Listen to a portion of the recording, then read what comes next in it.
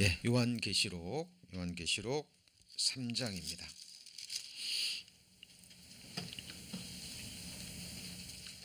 Recording in progress.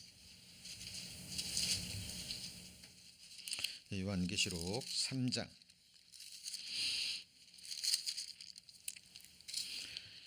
예, 7절 빌라델비아 교회에게 보낸 편지죠.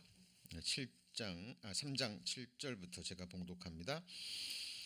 빌라델비아 교회의 사자에게 편지하기를, 거룩하고 진실하사 다윗의 열쇠를 가지시니 곧 열면 닫을 사람이 없고 닫으면 열 사람이 없는 그이가 가라사대, 볼지어다 내가 네 앞에 열린 문을 두었으되 능히 닫을 사람이 없으리라.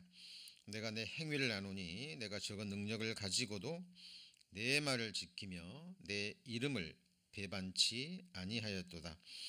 보라, 사단의 회 곧 자칭 유대인이라 하나 그렇지 않고 거짓말하는 자들 중에서 몇을 내게 주어 저희로 와서 내 발 앞에 절하게 하고 내가 너를 사랑하는 줄을 알게 하리라. 내가 나의 인내의 말씀을 지켰은즉 내가 또한 너를 지키어 시험의 때를 면하게 하리니, 이는 장차 온 세상에 임하여 땅에 거하는 자들을 시험할 때라.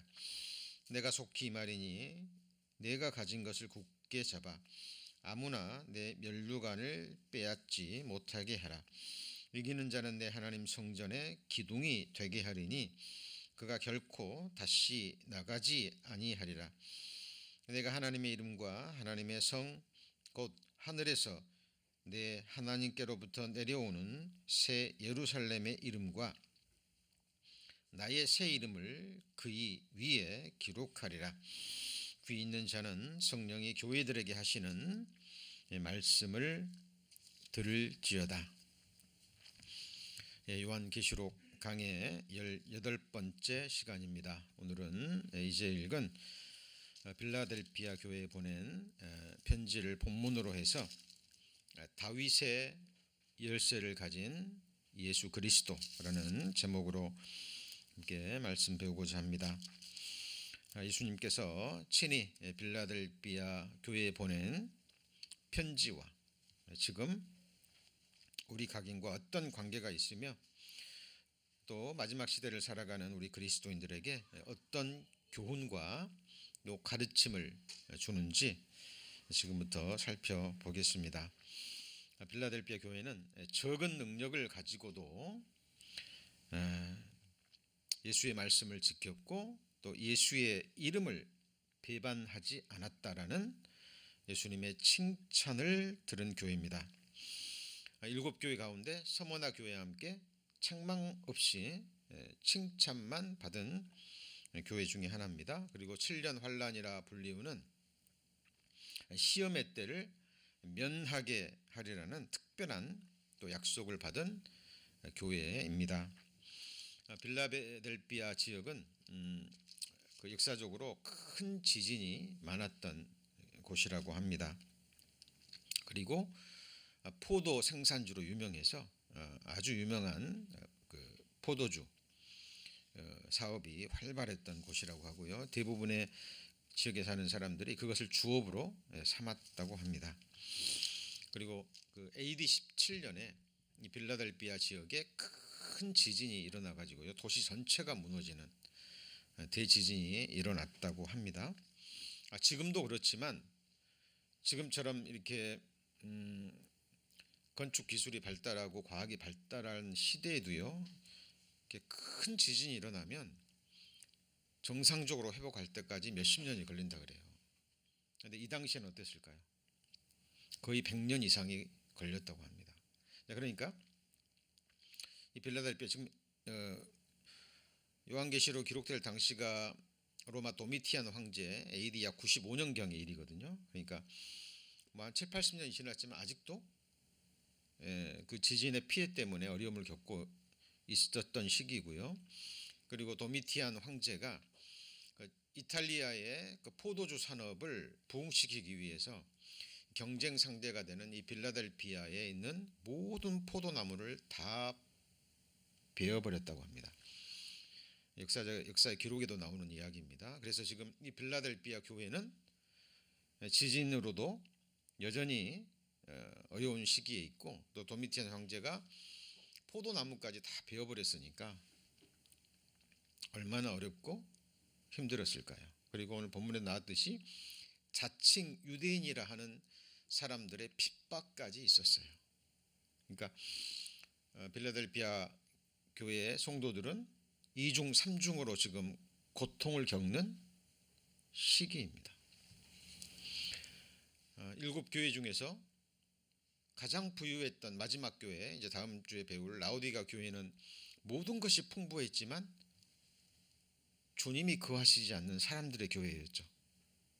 근데 서머나 교회도 환란이 있었고 빌라델피아 교회도 이런 어려움이 있었지만 신앙은 이럴 때 정말 그 빛을 발휘하는 것 같습니다. 우리 성도님들도 한번 돌아보세요.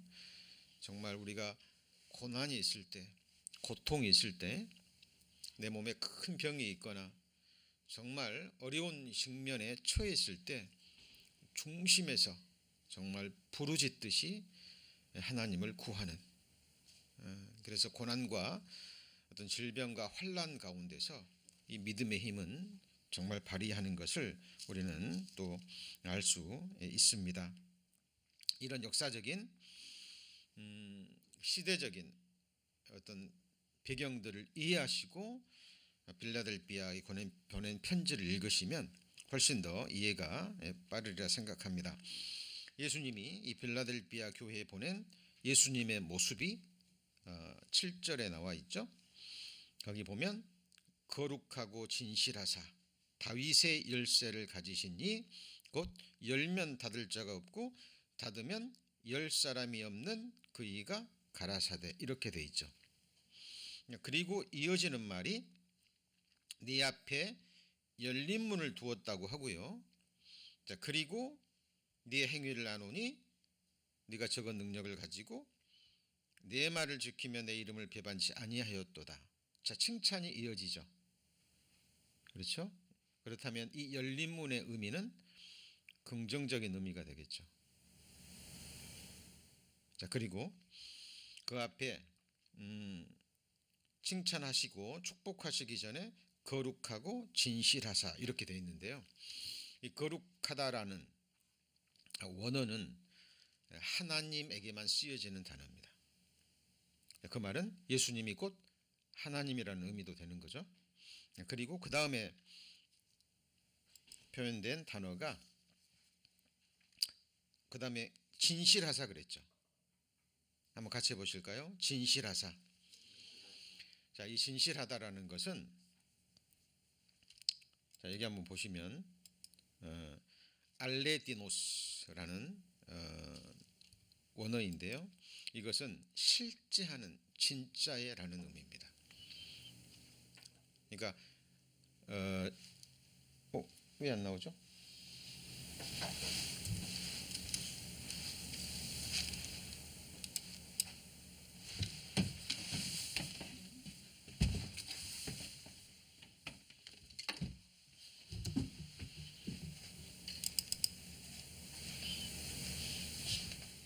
네.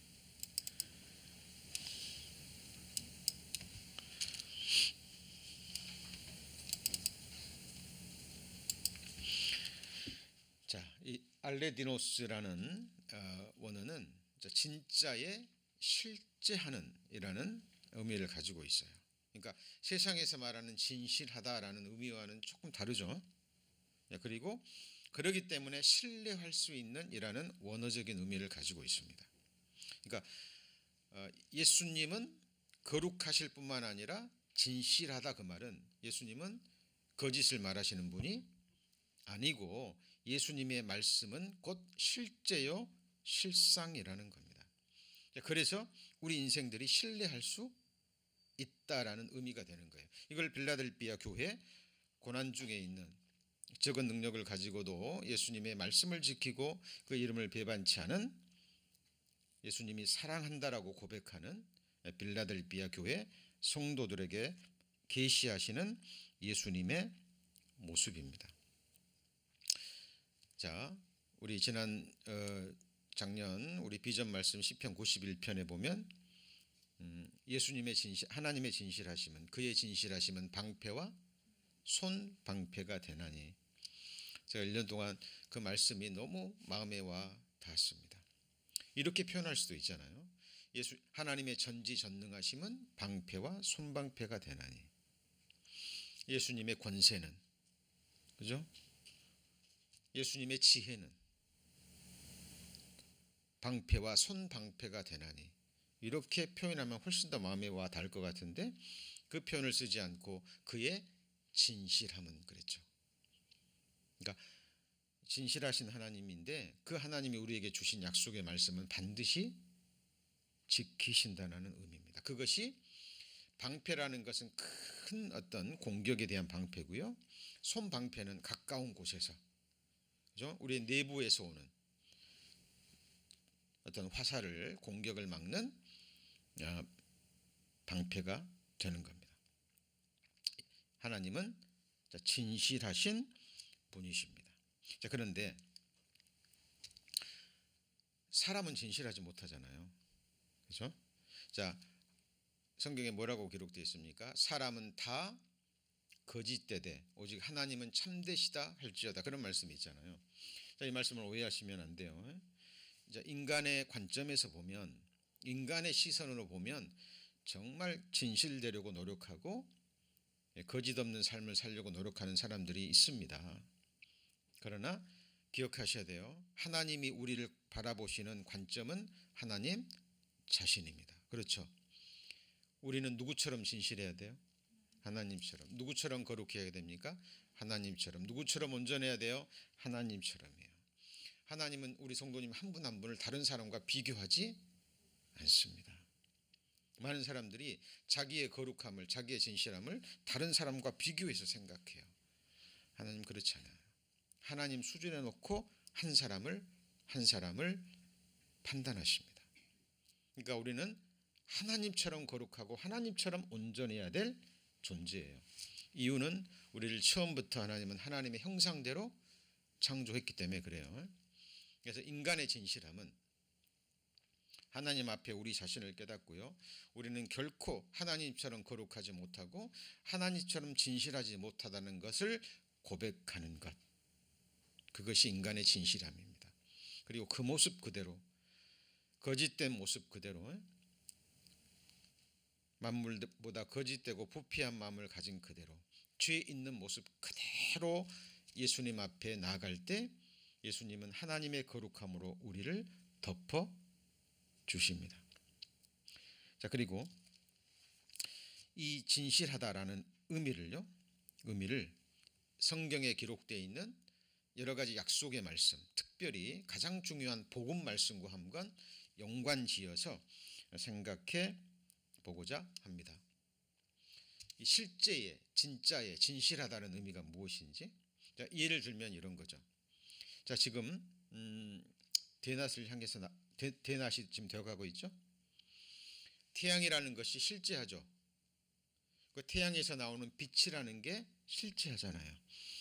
우리 육신의 눈을 가지고 있는 사람들은 태양을 압니다. 왜? 실제하기 때문에. 태양에서 비치는 빛이 지금 만물을 밝히고 있죠. 그런데 날 때부터 소경된 사람들, 태양이 뜨면 따뜻함은 느끼지만 태양이 어떤 모양이고 태양에서 나오는 빛이라는 것을 날 때부터 소경된 사람은 알아요, 몰라요? 모릅니다. 아무리 설명해줘도 체감이 되지 않아요. 그런데 눈을 뜨는 순간 뭐가 보이죠? 태양이 실제한다는 것이 보이고 태양에서 나오는 빛이 실제한다는 걸 보이고 빛의 역할이 무엇인지 바로 깨닫게 됩니다. 자, 없었던 것이 눈을 뜨는 순간 있는 게 아니죠. 눈을 뜨기 전에 이미 태양이라는 것이 실제하고 빛이라는 게 뭐예요? 실제하는 거예요. 눈을 뜨는 순간 진짜가 보이는 거예요. 하나님의 약속의 말씀도 복음, 복된 소식이죠. 영어로는 뭐예요? Good News입니다. 자, 요즘 세상에서 들려오는 뉴스의 가장 문제점이 뭐예요? 가짜 뉴스죠. 뉴스의 핵심은 뭐예요? 팩트입니다. 팩트. 그런데 요즘은 뭐 공영방송에서도 뭐 공영신문사에서도 가짜 뉴스들이 막 쏟아지잖아요. 어떤 개인의 이익과 어떤 정당의 이익과 어떤 단체의 이익을 위해서 수많은 가짜 뉴스들이 쏟아집니다. 뉴스의 가장 중요한 것은 팩트예요. 자, 하나님이 우리에게 주신 가장 중요한 뉴스가 뭐예요? 기쁜 소식. 그게 뭐예요? 복음입니다. 복음. 자, 우리 성도님들이 예수님이 내 죄를 다 가져가시고 용서해 주셨다라는 이 소식을 우리가 듣고 깨닫기 전에 예수님은 다 용서해 놓으셨죠. 맞습니까? 예, 태어나기도 전에, 장세 전에, 영원 전에. 자, 부모님들 자녀들 키울 때 어때요? 자녀들이 잘못합니다. 당연히 알죠. 본인도 그렇게 자랐으니까. 그러면 어때요? 부모님들 자녀가 죄를 범하면, 잘못을 하면 부모의 마음은 이미 용서가 되죠. 다만 그 용서가 이루어지는 것은 자녀가 죄를 뭐 했을 때요? 깨달았을 때 용서가 이루어지는 거예요. 하나님 편에서는 우리에게 묻지도 않고 우리가 태어나기도 전에 우리 죄를 다 아시고 보시고 예수님을 지우시고 하나님 마음에서 자기 아들을 죽이셨잖아요. 한번 같이 보실까요? 장세로부터 죽임을 당하신 하나님의 아들 나오죠. 예. 그래서 우리가 죄를 깨달았을 때, 정말 중심으로 회개할 때 하나님이 이 믿음의 눈을 뜨게 하시는 거예요. 그 순간 예수님이 내 죄를 이미 다 가져가셨구나. 이미 다 용서해 놓으셨구나. 저도 약 30년 전에 이 복음을 깨달을 때요. 요한복음 1장 29절 보라 세상 죄를 지고 가는 하나님의 어린 양이로다. 돌아가실 때 죽기 직전에 뭐라고 말씀하셨어요? 다 이루었다. 그 말씀으로 제가 거듭났거든요. 구원을 받았습니다. 그 순간 제 마음속에 질문이 올라왔어요. 내가 왜 이 사실을 몰랐을까? 이미 다 용서해 주셨는데, 이미 다 내 죄를 가져가시고 기억지도 아니하시는데 나는 이 사실을 왜 이제야 깨달았을까? 그 전에도 읽었고 들었던 말씀인데 나는 왜 이제야 믿어졌을까? 눈이 안 떠진 거예요. 왜요? 하나님을 찾았지만 잘못된 방법으로 찾았고, 성경이 전체가 감동으로, 하나님의 감동하심으로 기록된 하나님의 진리의 말씀이라는 온전한 믿음이 부족했던 거예요. 회개도 부족했고, 예, 준비가 되는 순간 내 믿음의 눈, 영안이 딱 띄어진 거예요. 하나님은 진실하신 분, 하나님은 거짓이 없으신 분, 내 죄가 이미 옮겨졌고 이미 용서가 된 것이 뭐예요? 사실이구나. 자, 지금 제가 무엇을 설명하기 위해서 이 예를 들었습니까? 진실하사, 진짜라는 거예요. 인간의 관점에서 저 사람은 진실해, 이런 의미가 아니라 예수님의 말씀은 진짜고 실제예요. 특히 예수님 입에서 나오는 모든 말씀은 입술로만 하신 것이 아니라 삶으로 이루신 실제의 말씀입니다. 그래서 우리는 그 예수님의 진실된 말씀에 우리 자신의 전생애를, 우리의 영혼을, 우리의 영원한 운명을 믿음으로 던질 수 있는 거예요. 그것이 바로 진실하사입니다. 지금 빌라델피아 교회 성도들이 어려움을 겪고 있어요. 적은 능력을 가지고 있습니다. 그럼에도 불구하고 예수님의 말씀을 지키고 예수의 이름을 배반치 않은 그들에게 예수님은 자기의 모습을 보여주시는 거예요. 거룩하고 뭐예요? 진실하사. 이 복음뿐만 아니라 하나님이 주신 모든 약속의 말씀은 영원한 실체입니다.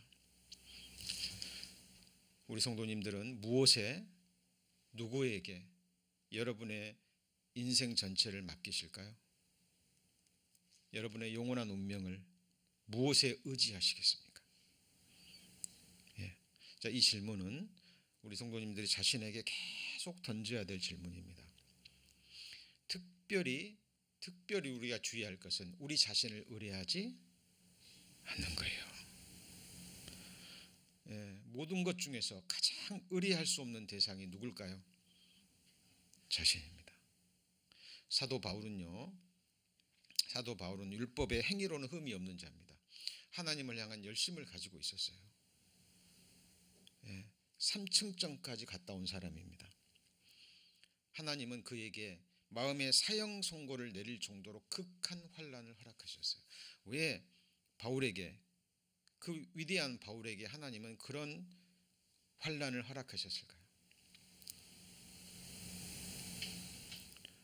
바울에게 허락된 은혜가 너무 컸고요. 너무나 많은 능력, 세상적으로 보면 엘리트 중에 엘리트였고 하나님은 아셨던 거예요. 사도 바울이 자칫하면 누구를 의지할까 봐요? 자기 자신을. 바울이 그걸 깨닫습니다. 그리고 내게 이런 환난을 허락하시고 마음의 사형 선고를 당할 정도로 이런 환난을 허락하신 것은 이제 다시는 같이 보시죠. 자기를 의뢰하지 않고 하나님만 의뢰하게 하려 하심이라. 예, 고린도후서 1장에 나오죠. 예, 그래서 바울에게 그런 고난을 허락하셨던 겁니다. 그래서 진실하사라는 의미가 무엇인지 우리 성도님들 복음과 함께 모든 약속의 말씀들을 읽고 듣고 묵상하실 때 그 부분을 좀 생각하셨으면 좋겠습니다. 예를 들면 이런 겁니다. 신명기 33장 한번 찾아보실까요? 27절 318페이지 318페이지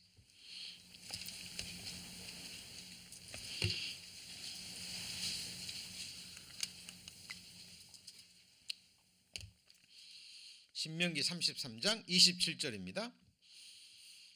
자, 영원하신 하나님이 뭐가 되시죠? 너의 초소가 되시니. 지금 우리가 살고 있는 집도 아파트도 콘도가 우리의 초소가 아니라 누가요? 하나님이 초소가 되십니다. 실제라는 거예요. 그리고 영원하신 팔이 누구 아래에 있어요? 내 아래에 있도다. 제가 두 아이를 어렸을 때 키울 때 이렇게 높은 데 올려놓잖아요. 높은 데 올려놓습니다. 그러면은 제가 가까이 가면 그냥 뛰어내려 버립니다. 아이가. 왜 그럴까요? 예, 아빠의 팔이 자기를 받아줄 줄 알기 때문에 그래요. 이 아이들이 지혜가 있습니다. 높은 데 내려오려면 뒤로부터 내려오잖아요. 그죠? 그렇죠? 사람이 없을 때 자기가 내려올 수 있는 부분은 뭐 이렇게 보고요. 뒤로부터 해가지고 이렇게 내려옵니다. 그런데 아무리 높은 데 올려놔도요. 이렇게 농이나 이런 데 올려놔도 제가 있으면 그냥 자기 몸을 던져버립니다. 그 어린 아이도 아는 거예요. 아빠의 팔이 자기를 받아줄 것을. 여러분, 우리 성도님들 아래에 누가 있어요? 하나님의 영원하신 팔이 있습니다. 그냥 위로로 주시는 말씀일까요? 진짜일까요? 네? 진짜입니다. 그래서 우리는 믿음으로 우리 나머지 생애 전체를 던지는 거예요. 우리의 영혼을, 우리의 영원한 운명을. 여러분, 이것이 진실하사, 그래서 우리가 신뢰할 수 있는 하나님이고 하나님의 약속의 말씀이라는 겁니다. 그리고 자, 빌립보서 다시 빌라델비아 교회에 다시 넘어갑니다. 요한계시록 3장 자, 거룩하고 진실하사 그 다음에 뭘 가졌습니까? 다윗의 열쇠를 가졌습니다. 다윗의 열쇠가 뭘까요? 자, 다윗의 열쇠를 알기 위해서는 먼저 다윗에 대해서 우리 생각해 봐야 됩니다. 자, 다윗은 다윗의 후손으로 오실 우리의 메시아, 그렇죠? 특별히 이스라엘 민족뿐만 아니라 모든 믿는 자의 메시아가 되신다라는 의미고요. 다윗의 왕국은 바로 다윗의 후손으로 오실 예수님께서 세워가시고 완성하시는 하나님의 왕국의 모형과 그림자입니다. 그렇죠? 그래서 성경에 다윗과 예수 그리스도와 연관된 말씀들이 많이 있죠. 그렇죠? 그래서 다윗의 열쇠라는 것은 다윗의 후손으로 오실 메시아에게 주어지는 영원한 통치자의 권세입니다. 첫 번째 의미예요. 첫 번째 의미입니다. 옛날 우리 어른들이 특히 그 시어머니가 며느리에게 곡간 열쇠를 주는 순간 뭐가 넘어가는 거예요? 며느리에게 권세가 넘어가는 거예요. 곡간을 열고 닫을 수 있는 살림 경영권이 며느리에게 넘어가는 거죠. 그렇죠? 열쇠라는 것은 어떤 권세를 의미합니다. 자, 이 말씀은 이사야 22장 22절 말씀을 인용한 건데요. 내가 또 다윗 집의 열쇠를 그의 어디다 둬요? 어깨는 뭘 의미합니까? 권세를 의미해요. 이 어깨에 군인들이 계급장도 달고 그러죠. 그렇죠? 성경의 어깨는 권세를 의미합니다. 하나님의 아들 이사야 9장 6절에 이 어깨에 정사를 메었다 그랬죠. 영원한 종권을 의미하는 겁니다. 여기도 그 말씀이 나오죠. 한 아기가 우리에게 낳고 아들을 주셨는데 어깨에는 뭘 메었어요? 정사. 이게 정권입니다. 이름은 기묘자라 모사라. 놀라우신 분, 지혜로우신 분. 아기가 누구예요? 전능하신 하나님이에요. 모사, 영존하시는 아버지라. 평강의 왕이라 할 것임이라. 자, 한 아기가 우리에게 낳고 한 아들을 우리에게 모았다고요? 주신 바 되었는데 하나님이 세상을 이처럼 사랑하사 누구를 주셨어요? 독생자를 주셨습니다. 죽는 데 내어줄 뿐만 아니라 예수님께 속한 모든 것을 다 주신 거예요. 우리의 죄는 안 좋은 것은 모든 것은 예수님이 가져가시고 예수님의 모든 좋은 것은 누구한테 주신 거예요? 우리한테. 이게 아들을 주신 거예요. 여러분 이거는 실제입니다. 우리 성도님들 얼만큼 사랑하면 우리 성도님들 아들을 그것도 하나밖에 않은 아들을 한 사람을 구원하기 위해서 죽는 데 내어줍니까? 이걸 감성적으로 생각하시면 안 돼요. 실제입니다. 사실이에요. 그래서 십자가는 우리를 향하신 하나님의 사랑의 확증입니다. 십자가가 우리에게 보여주는 게 많이 있잖아요. 죄의 실제입니다. 죄의 실제. 여러분 마음에 누구 한번 미워한 것, 눈 한번 흘긴 것 실제예요. 그 죄가 누구를 죽였어요? 독생자가 피 흘려 죽지 않으면 없어지지 않는 죄의 실제입니다. 구원받은 그리스도인들이 구원받은 이후에 또 죄를 지으면 그 죄는 또 예수님의 마음을 아프게 하는 거예요. 이걸 뭐라 그래요? 죄의 실제라고 얘기합니다.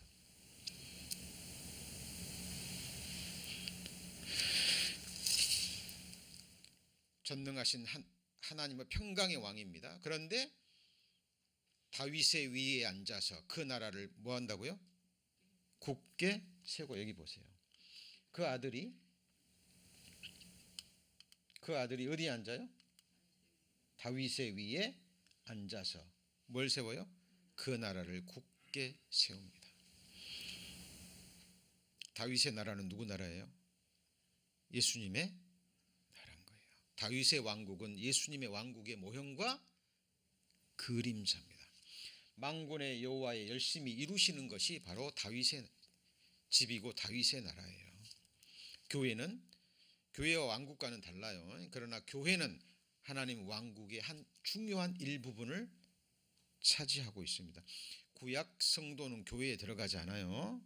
교회는 오순절 성령 강림으로부터, 그죠? 그리고 마지막 나팔이 울려서 교회가 들림 받는 그 순간까지 유대인이건 이방인이건 예수 그리스도의 십자가의 사역을 믿고 구원받은 사람이 교회에 속하는 거예요. 7년 환란 속에 들어가는 환란 성도들은 교회에 속하지 않아요. 않습니다. 세례 요한도 속하지 않아요. 성령 오순절 이전의 사람이기 때문에 그렇습니다. 저가 큰 자가 되고 지극히 높으신 이 아들이라 일컬을 것이요 주 하나님께서 그 조상 누구의 위요? 다윗의 위를 저에게 주시리니. 여러분 이런 말씀들 그냥 흘려보내시면 안 돼요. 여러분 다윗의 위 보좌잖아요. 수론. 하나님은 손으로 만든 금 보좌에 앉지 않으셔요. 우리 무슨 보좌예요? 마음 보좌입니다. 여러분 보좌의 왕이 누구시죠? 여기서 주님이 왕으로 좌정한 그 사람이 거룩한 나라가 되는 겁니다. 여러분, 자 그리고 예수님이 오실 때 뭐라고 얘기합니까? 다윗의 나라요 라고 이야기를 합니다. 그래서 다윗의 열쇠 첫 번째는 권세자의 의미입니다. 통치자의 의미가 되는 거예요. 그리고 다윗의 열쇠 두 번째 의미는요, 삶과 죽음의 문, 축복과 저주와 재앙의 문, 천국문과 지옥 불못의 문을 열고 닫을 수 있는 권세입니다. 중요합니다. 이게 한번 보세요. 자, 삶과 무엇의 문이요? 죽음의 문. 여러분이 이 세상에 태어나셔서 살고 있습니다. 예수님이 이 세상의 문, 육신의 생명의 문을 열고 보내주셨기 때문에 그래요. 맞죠? 언젠가는 이 문을 닫으실 거예요. 성경에 축복과 저주와 재앙의 문이 있습니다. 더 나아가서 천국문과 지옥의 불못의 문을 열고 닫을 수 있는 권세가 있어요. 하나님이 우리 성도님들 천국 문을 열고 그 속에 들으셔서 딱 닫으시면 그 문 열 수 있는 사람이 있어요? 없어요? 나오고 싶어도 못 나옵니다. 지옥 불못의 문을 열고 집어넣고 닫으면 나올 수 있는 사람이 있어요? 없습니다. 노아의 8 식구와 그 모든 짐승들을 하나님이 방주에 집어넣고 방주의 문을 열고 집어넣고 나중에 닫으신 분이 누구예요? 하나님입니다. 홍수 문이 닫힌 다음에 들어가고자 하는 사람 많았겠죠? 그렇죠? 못 들어갑니다. 자, 지금 다윗의 열쇠를 가지신 이라 그랬죠. 그렇죠? 여러분, 한나의 노래입니다. 한나가 자기 고난을 통해서 하나님이 어떤 분인가를 깨닫죠. 죽이기도 하시고 살리기도 하시고 음부에 내리기도 하시고 올리기도 하시고 가난하게도 하시고 부하게도 하시고 낮추기도 하시고 높이기도 하시고. 여러분 하나님이 낮추시면 낮아지셔야 돼요. 그렇죠? 이 모든 걸 하나님이 행하시는 일. 하나님이 아프시게 하면 아파야 되는 거예요. 또 낫게 하시는 분이 누구예요? 하나님이세요. 의사가 아닙니다. 약사가 아닙니다. 의사가 필요 없다는 말이 아니에요. 예수님도 의사가 필요하다고 친히 말씀하셨어요. 병든 자에게. 그러나 약을 통해서건 의사를 통해서건 낫게 하시는 분은 누구죠? 하나님이세요. 자, 예수님이 어떤 분이십니까? 다윗의 열쇠를 갖고 계시는 분입니다.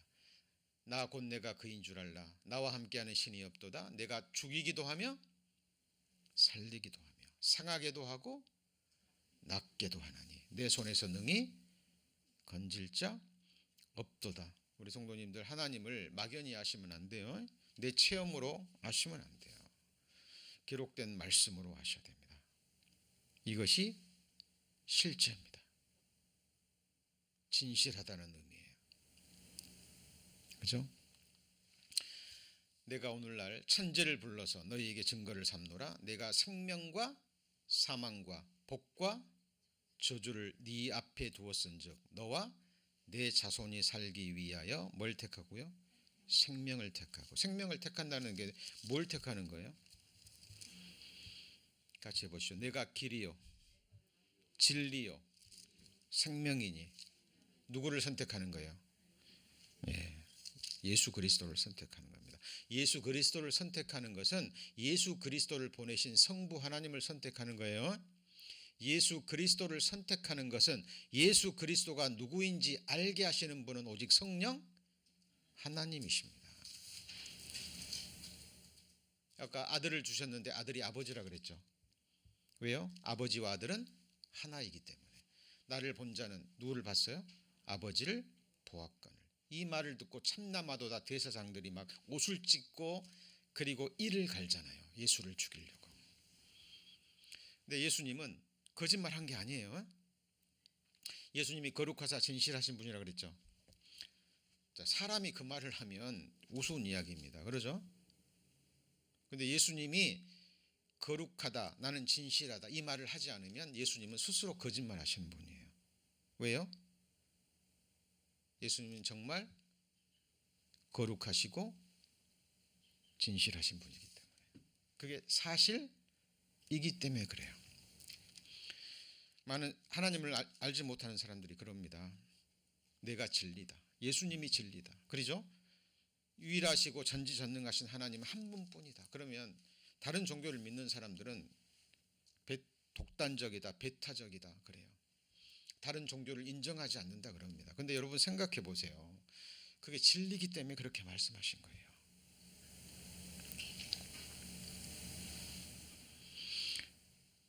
한 아들을 둔 아버지가 얘기합니다. 아들한테, 야, 너를 낳아준 네 아버지는 이 세상의 나뿐이야.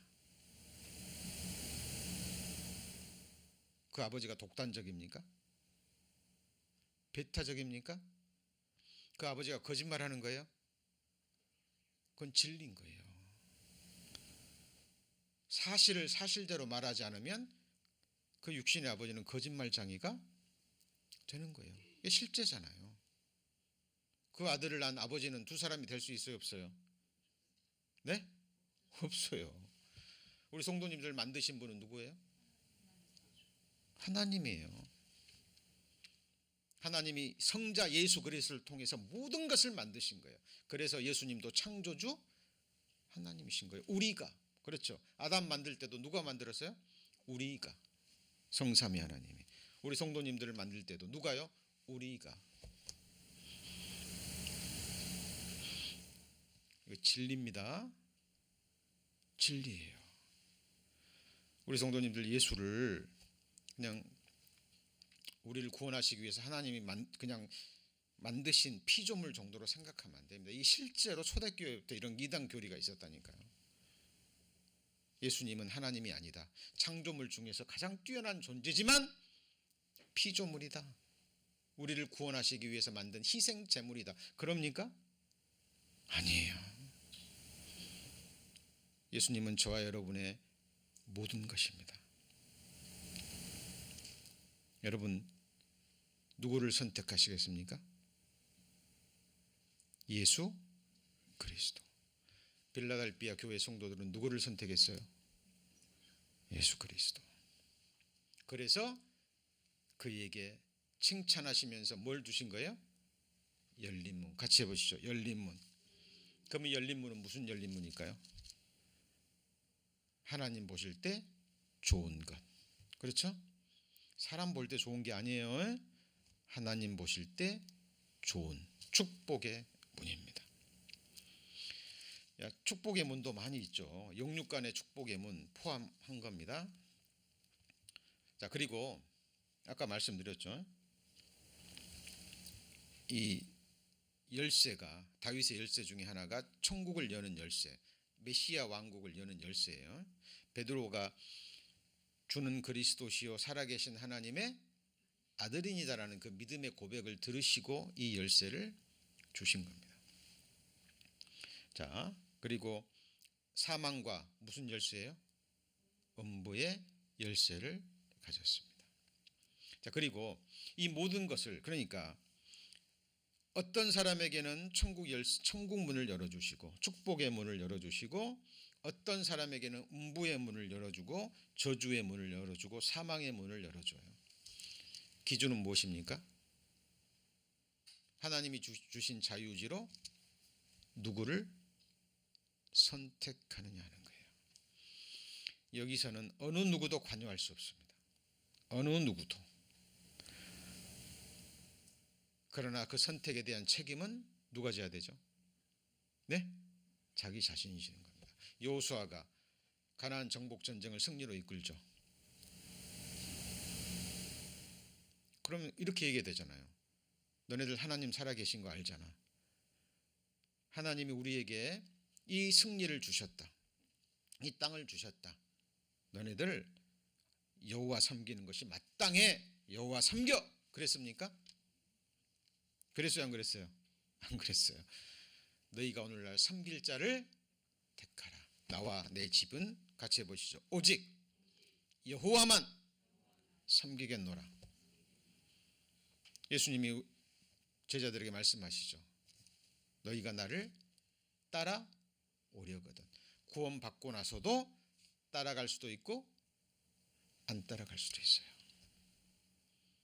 구원받고 하나님의 말씀에 순종할 수도 있고 순종하지 않을 수도 있습니다. 먼저 그 나라와 그를 구하라는 말에 순종할 수도 있고 믿지 않으면 순종 못하죠. 지금 이게부터 급한데요. 내가 볼 때 죽도록 충성하라는 말씀에 순종할 수도 있고 순종하지 않을 수도 있고, 이것을 헤아림이라고 얘기합니다. 같이 해보시죠. 헤아림. 하나님을 향한 헤아림으로 헤아림을 받는 거예요. 하나님을 향한 열정, 하나님을 향한 그 마음의 정도에 따라서 하나님이 믿음의 분량도 주시고 일할 수 있는 재능도 주시고 능력도 주시고 주시는 거예요. 여러분, 예수님이 어떤 분인지 막연하게 아시면 안 되고요. 기록된 말씀을 통해서 정확하게 아셔야 됩니다. 너희가 성경도 하나님의 능력도 알지 못하는 거로 누구를 오해해요? 나를 오해하였도다. 우리는 계속해서 예수 그리스도라는 지식에서 자라게 됩니다. 자, 그리고 또 하나 성경에 나오는 열쇠가 지식의 열쇠입니다. 화 있을진저 너희 율법사여 너희가 지식의 열쇠를 가져가고 너희도 들어가지 않고 또 들어가고자 하는 자도 막았느니라 하시니라. 이 들어가는 장소가 어딜까요? 천국문, 축복의 문입니다. 여러분, 문이라는 게 뭐예요? 열쇠가 있다라는 건 열고 닫을 수 있는, 닫는 거죠. 자물통이 있기 때문에 열쇠가 있는 거예요. 그리고 자물통 뒤에, 문 뒤에 어떤 세계가 있잖아요. 맞죠? 문을 열지 않으면 그 문으로 들어가서 그 세상에 들어갈 수 있어요, 없어요? 없어요. 여러분, 믿음의 세계 있습니다. 영의 세계 실제하는 거예요. 여러분, 천국 하나님 나라 우리가 믿어서 있는 거예요? 믿건 안 믿건 실제하는 겁니까? 실제하는 겁니다. 하나님 존재하시는 것 믿는 사람에게는 있고 믿지 않는 사람이 없는 겁니까? 믿건 믿지 않건 실제하는 거예요. 이거 진리라고 하는 겁니다. 자, 지식의 열쇠가 누구냐? 예수 그리스도예요. 예수 그리스도를 아는 지식이 곧 천국 문을 여는 열쇠고 축복의 문을 여는 열쇠입니다. 영생은 유일하신 참 하나님과 그의 보내신 자 예수 그리스도를 아는 것이에요. 예수 그리스도를 알고 구원함을 얻고 예수 그리스도를 알아가면서 예수 그리스도를 아는 지식에서 자라나는 가는 겁니다. 한 가지 여쭤보죠. 이 세상에 육신으로 살아있는 사람 중에 예수 그리스도를 온전히 아는 사람 한 사람이라도 있을까요? 없습니다. 예수를 아는 지식에서 자라갈 뿐입니다. 사도 바울은 이것을 자기의 최고의 생애 목표로 삼았습니다. 유익하던 모든 것 다 배설물처럼 여겼어요. 왜요? 내게는 예수 그리스도를 아는 지식이 너무나 소중했고, 소중한 이유는 그 지식 안에 자기 자신을 발견할 수 있기 때문에. 우리 성도님들 자신이 누군 줄 아세요?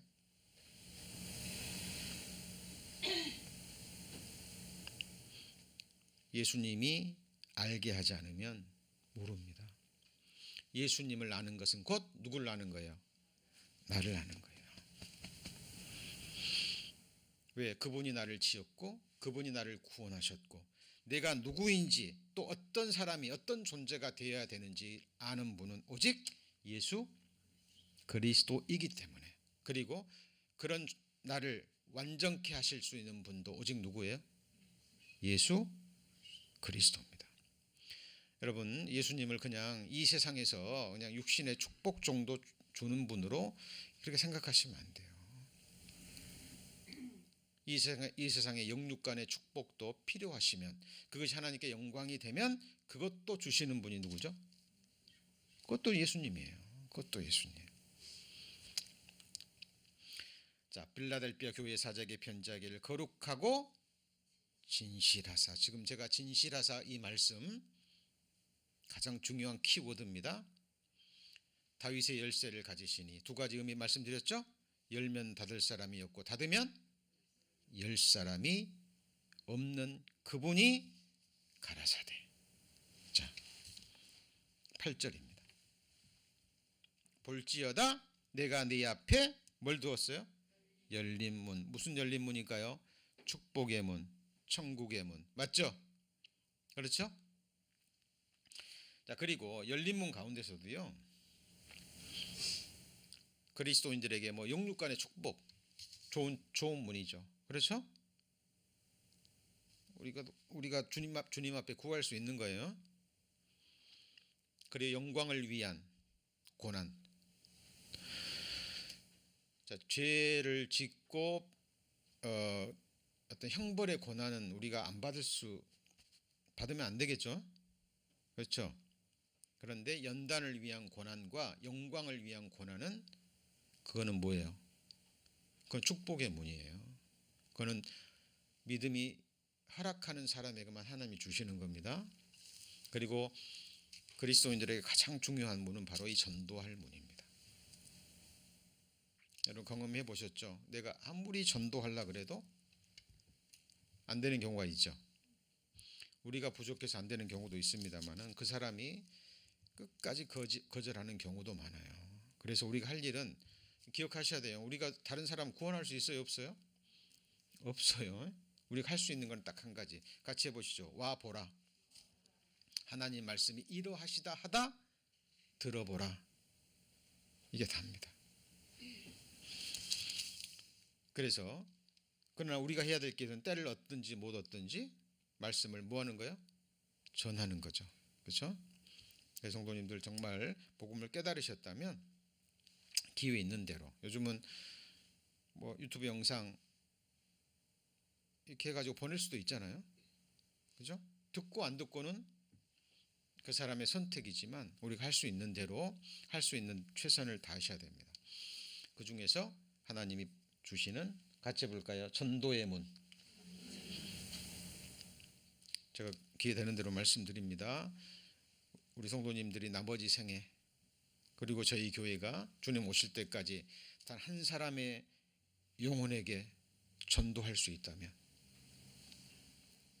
그건 가장 큰 일입니다. 저는 과거에 하나님 앞에 정말 그릇된 마음을 가졌어요. 제 자신이 존재를 알지 못하고 제 자신의 영광을 위해서, 하나님을 위해서 큰 일을 해야지. 여러분, 한 영혼입니다. 그 예수님의 목자의 심정이에요. 여러분, 예수님도 하나님이 오셔서 직접 전도하셨습니다. 예루살렘 전체 사람들을 다 전도하셨어요? 아니죠. 예수님을 직접 바라본, 직접 배운 12사도가 전도했습니다. 죽기까지. 예루살렘 전 성도 사람들을 전부 다 전도했습니까? 아니에요. 같이 해보시죠. 믿음은 모든 사람의 것이 아니니라. 반드시 복음이 전해지면 어떤 사람에게는 생명의 향기, 어떤 사람에게는 뭐예요? 사망의 향기예요. 반드시 복음이 전해지면 그걸 받아들이고 기뻐하는 사람이 있고 대적하는 사람이 반드시 나옵니다. 네. 모든 사람에게 칭찬을 받는 것은 그거는 저주예요. 누가 말씀하셨어요? 예수님이. 자, 그래서 빌라델비아 교회에게 하나님이 축복하십니다. 다윗의 열쇠를 가지시니 열면 닫을 사람이 없고 닫으면 열 사람이 없는 그이가 가라사대 내가 너희 앞에 뭘 뒀어요? 열린 문을 두었으니. 여러분, 이 축복이요, 우리 성도님들 각 가정과 개인, 그 가정과 개인이 하나가 돼서 교회를 이루죠. 저희 교회에 주신 축복의 말씀이 되기를 소망합니다. 자, 그리고 한번 보시죠. 그 이어서 보면, 자, 내가 내 행위를 아노니 내가 뭘 가지고요? 적은 능력을 가지고도 내 말을 지키며 내 이름을 배반치 아니하였도다. 적은 능력이 뭘까요? 사람들 볼 때 보잘것이 없는 거예요. 제가 말씀드렸죠. 빌라델비아 교회 성도들이 지진의 피해 그리고 도미티안 황제의 그 핍박으로 인해서 여러분 주 산업이 포도주 생산하는 건데 그 나무를 다 베어버렸으니까 뭘 먹고 살라는 거예요. 그죠? 그런데 그 적은 능력으로 말씀을 지키고 그리고 예수님의 이름을 배반치 안 했습니다. 여러분, 예수님의 칭찬은 그런 거예요. 내가 지극히 작은 일에 충성하였으니. 예. 여러분, 작은 것에 충성하지 않으면 큰 것은 안 되죠. 그래서 예수님이 선택한, 하나님이 선택한 사람들은 이런 사람들이에요. 형제들아, 너희 부르심을 보라. 육체를 따라 지혜 있는 자가 많지 아니하며 능한 자가 많지 아니하며 문벌 좋은 자가 많지 않도. 없다라는 게 아니에요. 있지만 많지 않아요. 하나님께서 세상에 미련한 것들을 택하사 지혜 있는 자들을 부끄럽게 하시고 세상에 약한 것들을 택하사 강한 것들을 부끄럽게 하려 하시며 하나님께서 세상에 천한 것들과 멸시받는 것들과 그 다음에 뭐예요? 없는 것들을 택하사 있는 것들을 폐하려 하시고. 이게 하나님의 계획입니다. 여러분. 이것도 실제고 진실하신 말씀이에요. 그래서 우리 성도님들 하나님을 섬기는데 내가 지식이 부족하다, 내가 뭐 재물이 부족하다, 아무 문제가 되지 않아요.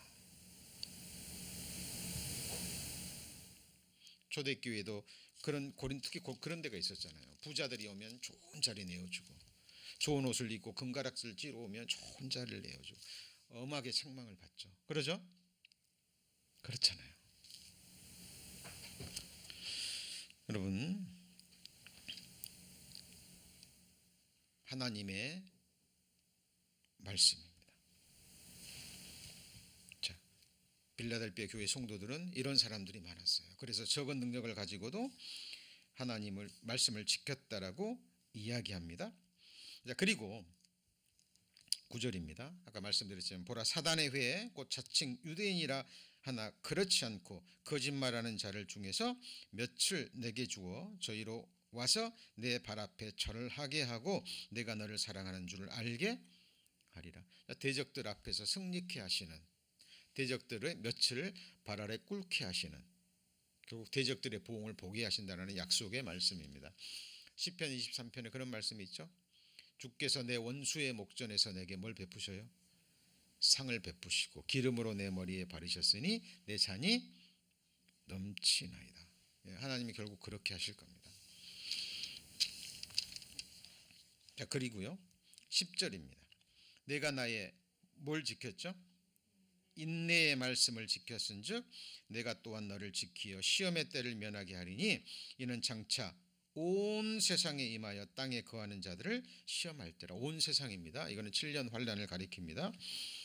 자, 인내의 말씀을 지켰기 때문에 너를 지키어 시험의 때를 면하게 하리라. 그 전에 하나님이 데려가게 하신다라는, 그렇죠? 이 시대 교회에도 해당되지만 모든 시대 교회들에게도 해당되는 바로 그 말씀입니다. 그런데 우리가 여기서 인내의 말씀에 대해서 조금 생각해 보셔야 됩니다. 인내의 말씀이 뭘까요? 한번 같이 읽습니다.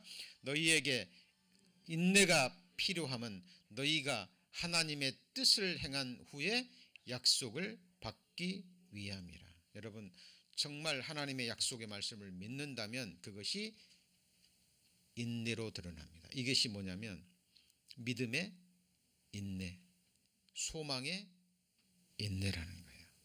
그래서 성경 속의 믿음의 선진들은 전부 다 이 시기를 거쳤습니다.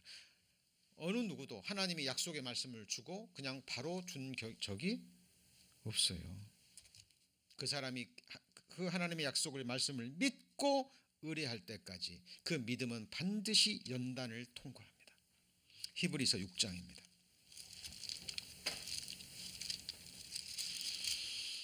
자, 히브리서 6장 13절 358페이지입니다.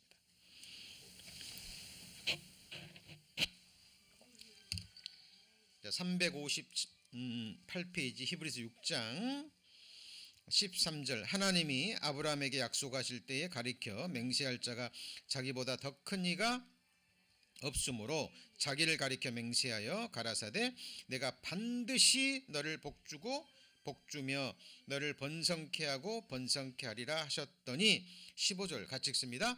저가 이같이 오래 참아 약속을 받았느니라. 오래 참아 인내죠. 자, 사람들은 자기보다 더 큰 자를 가리켜 맹세하나니 맹세는 저희 모든 다투는 일에 최후 확정이니라. 하나님은 약속을 기업으로 받는 자들에게 그 뜻이 변치 아니함을 충분히 나타내시려고 그 일에 맹세로 보증하셨나니 이는 하나님이 거짓말하실 수 없는 이 두 가지 변치 못할 뭐예요? 사실, 이게 진실한 거예요. 하나님은 두 가지 변치 못할 사실이 뭐예요? 첫 번째 말씀하셨어요. 약속하셨어요.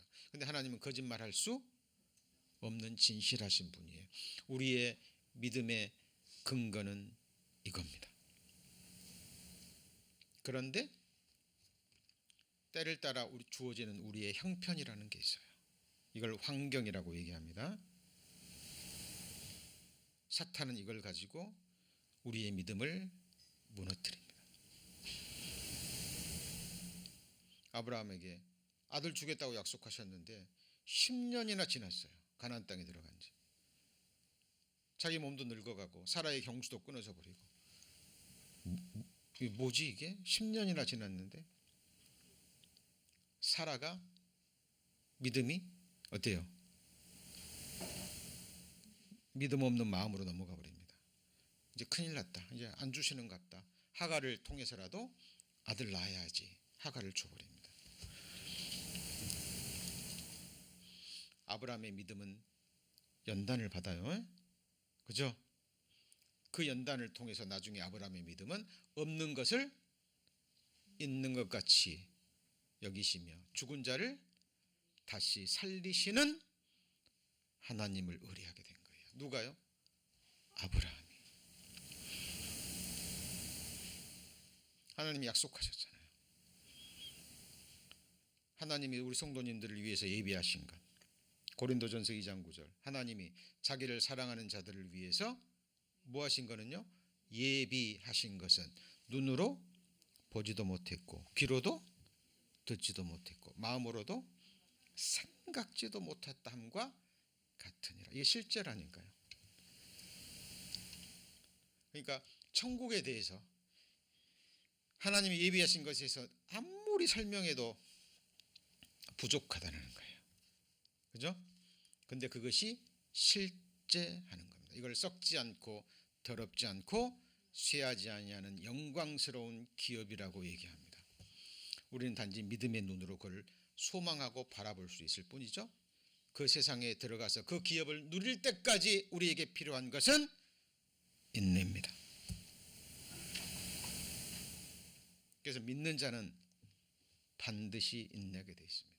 하나님이 주신 산소망을 받은 자는 반드시 인내하게 된 거예요. 이것이 바로 인내가 필요한 겁니다. 근데 여러분, 두려워하지 마세요. 인내는 끝이 있습니다. 맞죠? 여러분, 믿음과 소망도 끝이 있어요. 여러분, 우리 서로 사랑하는 것은 끝이 없습니다. 하나님께 예배 드리는 것 끝이 없죠. 하나님 나라 가면 예배 안 드려요? 완전한 예배, 완전한 찬송, 그리고 하나님 앞에서 우리의 교제는 영원히 계속됩니다. 그러나 믿음도 끝나요. 소망도 끝나죠. 맞죠? 그건 이 세상에서만 허락되는 거예요. 그때 눈앞에 실제로 누리는데. 자, 그래서 지금 이 세상에서 우리에게 필요한 것은 뭐예요? 인내입니다. 지금 빌라델비아 교회 성도들이 고난받고 있죠. 유대인들에게 핍박받고 있죠. 황제에게 지금 폭정을 당하고 있죠. 그들에게 뭐가 필요해요? 인내가 필요해요. 하나님이 자기 자신을 보여주신 거예요. 거룩하사 진실하사. 거룩하시고 진실하신 나 예수. 다윗의 열쇠를 가졌다. 천국 열쇠가 내 앞에 있고 영원한 축복의 문을 여는 열쇠가 내가 가지고 있다. 내가 너희에게 뭘 줬어요? 열린 문을 두었노니. 자, 그리고 요한계시록 3장 이제 정리한 마지막입니다. 조금만 더 배우시면 됩니다. 요한계시록 3장 11절에 보면 내가 속히 이 말이니 내가 가진 것을 굳게 잡아 아무나 내 면류관을 빼앗지 못하게 하라. 면류관은 성경에 5가지가 나오죠. 그죠? 예. 썩지 않을 면류관, 기쁨의 면류관, 생명의 면류관, 영광의 면류관, 의의 면류관. 이건 상급에 해당되는 겁니다. 근데 여러분 이거 기억하셔야 돼요. 여러분 상급과 면류관은 빼앗길 수 있기 때문에 빼앗기지 말라고 얘기합니다. 여러분 하나님이 주신 영원한 생명은 누가 빼앗을 수 있어요? 하나님의 자녀되는 신분은 누가 빼앗을 수 있어요? 없죠. 우리에게 이미 허락된 천국은 누가 빼앗을 수 있어요? 없습니다. 그런데 상급과 권세는 빼앗길 수 있습니다. 불공평하십니까? 여러분 잘 생각하셔야 돼요. 한 사람의 죄인으로 우리가 모두 죄인 됐죠. 불공평합니까? 하나님은 한 사람의 의로 우리 모두가 의인 됐다라고 얘기합니다. 맞죠? 이게 맞는 이유가 뭐냐면요. 여러분 에스겔 18장 이거는 꼭 보셔야 됩니다. 우리가 깨어있게 하고요. 하나님 앞에 우리를 깨어 기도하게 하는 말씀이에요. 에스겔 18장 21절.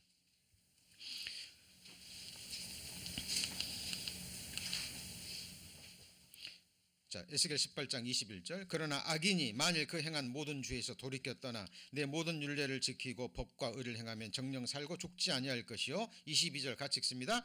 그 범죄한 것이 하나도 기억함이 되지 아니하리니 그 행한 의로 인하여 살리라. 하나님이 불공평합니까?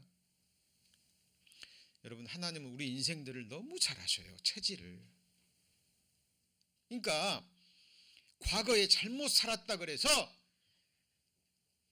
침륜에 빠지지 말고 늘 새롭게 시작하라 그 말이에요. 하나님은 영원한 현재의 하나님입니다. 우리 성도님들 지금까지 잘못 살았어요. 내가 잘못 살았구나. 돌이키고 회개하고 내가 중심으로 주님 앞에 믿음으로 살면 하나님이 주신 축복이 뭐예요? 하나도 기억되지 않는다. 오늘 그 이로 인해서 네가 살리라. 그런데 보세요. 22절 23절 하나님의 마음이 나 주 여호와가 말하노라 내가 어찌 악인의 죽는 것을 조금인들 기뻐하랴. 그가 돌이켜 그 길에서 떠나서 사는 것을 어찌 기뻐하지 않겠느냐. 그런데 24절 뭐예요? 만일 의인이 돌이켜 그 위에서 떠나서 범죄하고 악인의 행하는 모든 가증한 일대로 행하면 살겠느냐? 그 행한 모든 일은 하나도 기억함이 되지. 하나님 너무하십니까? 여러분 이 말씀을 정확하게 왜 하나님 이렇게 말씀하셨는지 이것도 진리예요. 왜냐하면 네가 과거에 잘 살았다 그래서 과거에 얽매이지 말하는 겁니다. 여러분 신앙생활은 리타이어가 있어요 없어요? 네? 이제 내가 충분히 했으니까 좀 쉬어도 됩니까?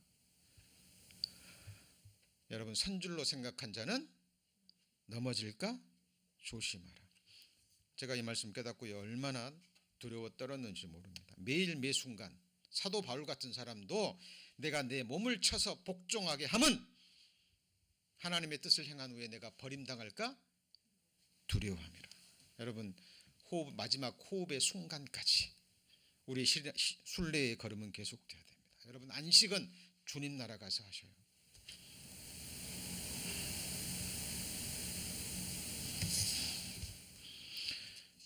어떤 뭐 종교단체에서는 뭐 안식일, 안식년 성경에 그런 거 없습니다. 우리는 이미 예수님의 안식 속에 들어왔어요. 구원받은 사람들은. 맞죠?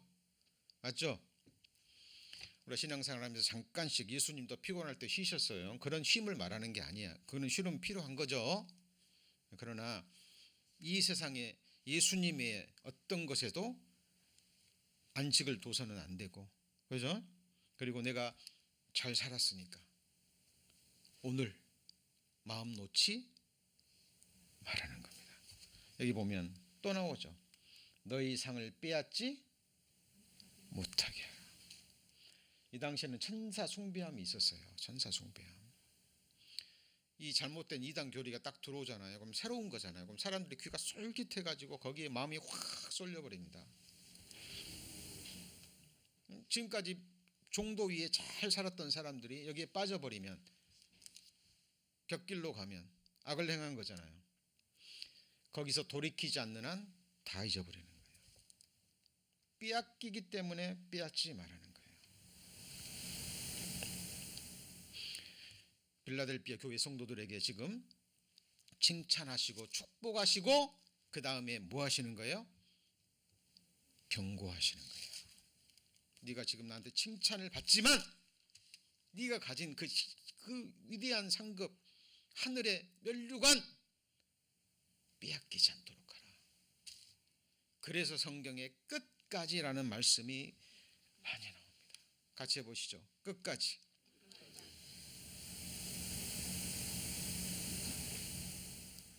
끝이 있음을 감사하세요. 이 세상에 육신의 끝이 있음을 감사하십시오. 지금 고난 겪고 계십니까? 예, 너무 힘들어하지 마세요. 그 고난 끝이 있어요, 없어요? 있습니다. 다시는 늙지도 않고 아프지도 않고 상하지도 않고 다시는 서로 미워하지도 않고 정죄하지도 않고 판단하지도 않고 영원한 기쁨의 나라, 그죠? 영원한 감사의 나라, 영원한 찬송이 울려 펴지는 그 세상이 실제합니다. 우리는 그 나라가 완성되고 우리가 완전한 주님의 몸으로 할 때까지 우리는 끝까지 이 믿음 지키셔야 됩니다. 같이 해보시죠. 끝까지. 히브리서 3장 6절입니다.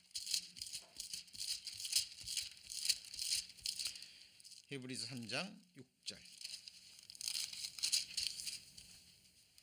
그리스도는 그의 집 맡은 아들로 충성하였으니 우리의 소망과 담대함과 자랑을 언제까지요? 끝까지. 3장 14절입니다. 우리가 시작할 때 뭘요? 확실한 것은 하나님의 약속의 말씀밖에 없습니다. 언제까지요? 끝까지. 대충 잡아요? 경고히 잡아요? 경고히 잡으면 그리스도와 함께 참여한 자가 됩니다. 진리입니다. 자, 나머지 말씀은 이제 정리만 하면 됩니다. 시간이 좀 지났기 때문에 다음 시간에 마지막 정리하고 이제 마지막 라오디아 교회로 넘어가겠습니다. 기도하시겠습니다. 하나님